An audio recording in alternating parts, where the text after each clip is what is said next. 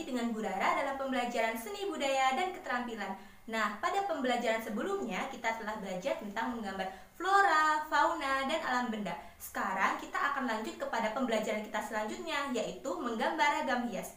Tapi sebelum kita masuk kepada materi pembelajaran kita, kalian simak terlebih dahulu ya peta pembelajaran kita.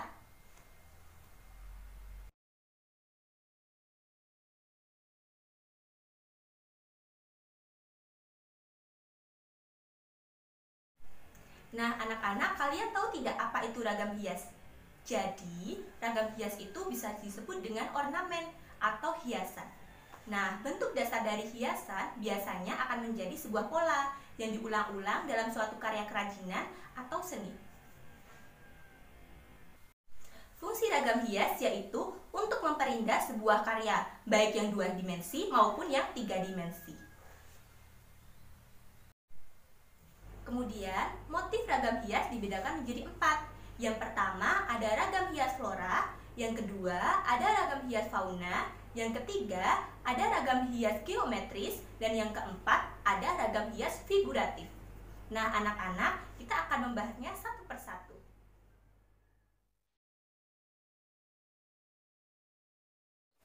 Motif ragam hias yang pertama yaitu motif flora. Motif flora menampilkan ornamen-ornamen yang menyerupai tumbuh-tumbuhan dari dedaunan, rerumputan, dan juga bunga.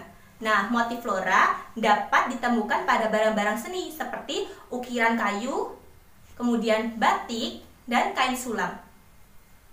Nah, anak-anak, berikut ini adalah contoh dari penerapan motif flora pada kain batik.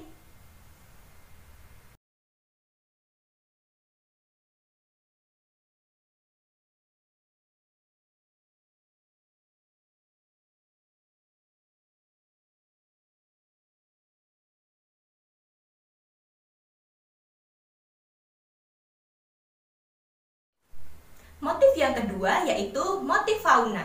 Motif fauna merupakan ornamen-ornamen yang terinspirasi dari hewan dengan penggayaan atau penyederhanaan bentuk tanpa menghilangkan bentuk aslinya. Nah, berikut ini adalah contoh penerapan motif fauna pada kain batik.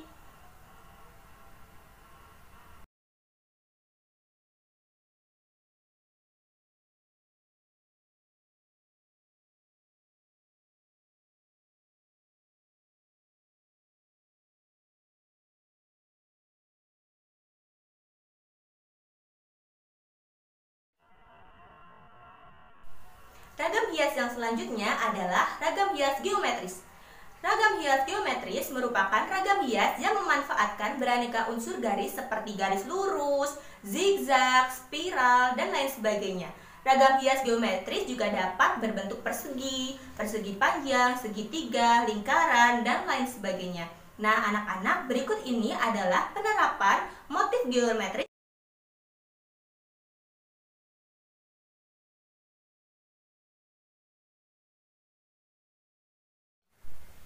Nah, yang selanjutnya atau yang terakhir yaitu motif ragam hias figuratif.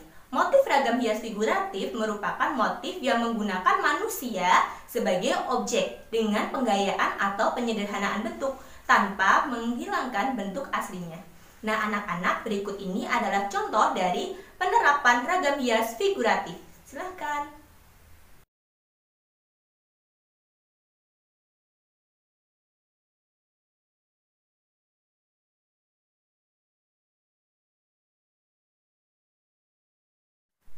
Nah, anak-anak, selanjutnya kita akan masuk kepada pola.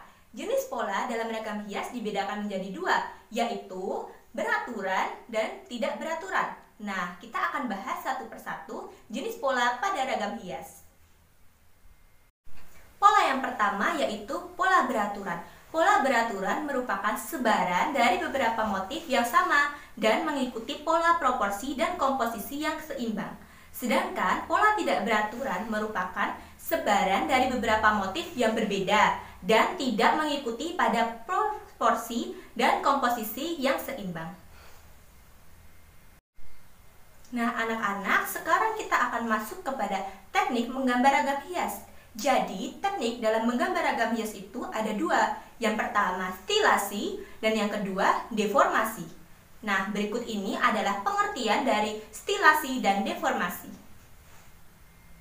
Nah, anak-anak, teknik menggambar ragam hias yang pertama yaitu stilasi. Stilasi merupakan penggayaan objek atau merubah bentuk tanpa meninggalkan bentuk aslinya.